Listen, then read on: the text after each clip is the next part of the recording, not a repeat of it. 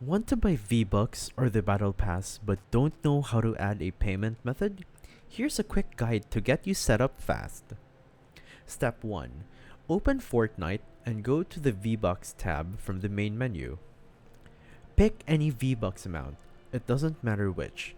This will automatically open the Epic Games checkout page in your browser. You wouldn't even need to log into your Epic Games account because you're already in Fortnite. Now, choose your desired payment method. You'll see options like credit card, PayPal, or even platform-specific methods depending on your device or location.